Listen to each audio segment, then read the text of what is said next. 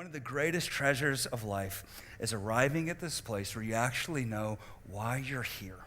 Miles Monroe says this, he's a great pastor. He said, the greatest tragedy in life is not death, but life without a purpose. It is dangerous to be alive and not know why you were given life.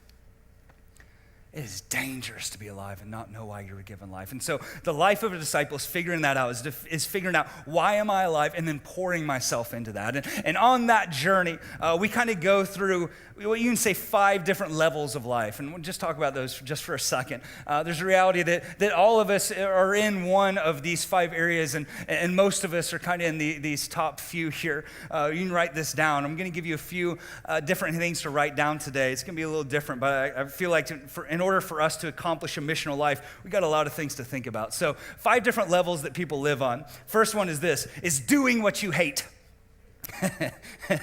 This level of life is absolutely horrible. But many of us, if not all of us, have been there at some point in time. We're just doing what we hate. I mean, I hate it, but if I didn't do it, I would be living on the street. You know what I'm saying? Like, I hate my job. I hate my thinking. I hate my relationships. I hate the direction I'm going in life. But we're just here. I'm just kind of suffering through life right now, just kind of going day after day after day. I'm just surviving. And if God presented anything, literally anything that was like 1/10 of 1/5 of 1/100th of a percent better than what I'm doing right now, I would jump at that thing because I hate this level of life that I'm on right now. Second level, doing what you hate, doing what you do. Second level is just doing what you do. This is probably where 90% of people spend a majority of their life. Just kind of the status quo, just very average, just very normal, just doing what you do, you know. Hey man, what's going on? How's life? How's work? Well, you know, I mean, just doing what I do, you know, just one foot in front of the other, you know, paying the bills, just keeping the lights on, you know, just doing what I do. You know, it's nothing exciting, nothing really fantastic, nothing to write home about, just kind of one foot in front of the other, one day at a time, just doing what I do. So 5 levels, doing what you hate, doing what you do, and doing what you love. Doing what you love. When you arrive at this place, this is actually a fun life. Doing what you love. This is kind of the level that the world as a whole aspires to. You know, you hear big name speakers get up and they give these conferences and say, you need to discover what you love to do. You need to get out there, discover it, and then give up everything so you can have it. And so if you love teaching, you just need to go and do teaching. If you love making money, man, work 80 hours a week. It doesn't matter. Do what you love to do. And that's what we strive towards. But here's the problem. If you're the only one who loves doing it, if God doesn't love it, and if you're not accomplishing eternal purposes through what you do, even a life that you love can turn out to be very empty in the end. See, many people spend their whole life climbing up the ladder to get to the top, you know, and then they turn around and find out that the ladder was leaning against the wrong house. You know, get up to the, yes, I'm going to get that advancement, get that raise, I'm going to do it, I'm going to backbite, and I'm going to sow strife, and I'm going to get to the very top, and oh no, I wasted my whole life getting to the top when I should have been building over there. See, and the world can't even get to the last 2 because those who don't know God can't get to the last 2, the best 2 levels of life. I can say it like that. 4th level of life people live on is doing what God loves. Doing what God loves. Now let me say this, and it sounds like something that we wouldn't normally say in church, but very specifically, I'm saying that you're doing what only God loves. In other words, you don't. You can be on this plane of life. There are things that God loves doing that sometimes we don't love.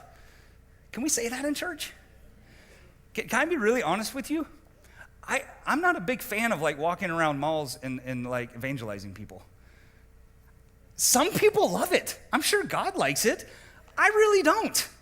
You know what I'm saying? But here's what I've discovered. That's okay. Now I'll still do it because God loves to do it. I do it every once in a while, but because God loves it, but I don't necessarily love it. You know, I was at a conference just a few weeks ago. It's very interesting. And 2 of literally the best well-known pastors in America were doing this conference kind of tag team. And one of them was talking about a situation that's happening at his church. And he has a professional NBA player who comes to the church, and this guy's sold out, and he's inviting all of his friends on the team over over to the pastor's house, and they're having a small group over at the house. And this one guy, man, he's sold out for Jesus, but all these other guys are struggling, And so they're sitting around, and it's just confession time and weeping time. And, the guys, these like 7-foot tall guys are like, man, I want to love God, but oh man, she was just so fine, and I just couldn't help myself, And it's just these boohoo confession, and it's this long, messy, dirty road to salvation. You know what I'm talking about? And he says, but it fuels my soul. I love it. And the other pastor's on stage like, that sounds horrible.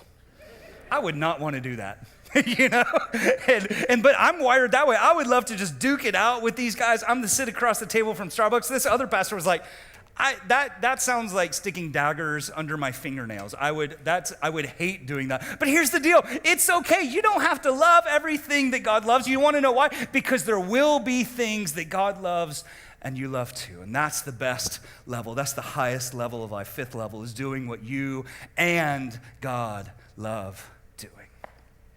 Doing what you and God love doing. And this is what we're searching for. This is what a missional life is when you arrive at the place of doing what you and God love doing. This is the highest place of life. This is the place, if you're there with me, if the few of us in this room, maybe you've kind of arrived at this place, it's this beautiful place where the intersection of the things that God loves collide with the things that you love, and you're doing what you love and what God loves all at the same time, and life is so good when you're in this place. Man, it's worth everything to get there. Let me say this. Let me kind of sum it up. A missional life is this. A missional life is living in the sweet spot of life. It's doing what you love to do that God loves to. Missional life is living in the sweet spot of life. It's really this. It's doing what you love to do that God loves to. And how many of you would love to be in that place? Not of just doing what I hate or doing what I do or doing what I love or just praying prayers of like, God, I really don't like this, but you do, But saying, God, I want to arrive at the place where I do what I love to do that God loves too. Man, that is the best spot in life to be in.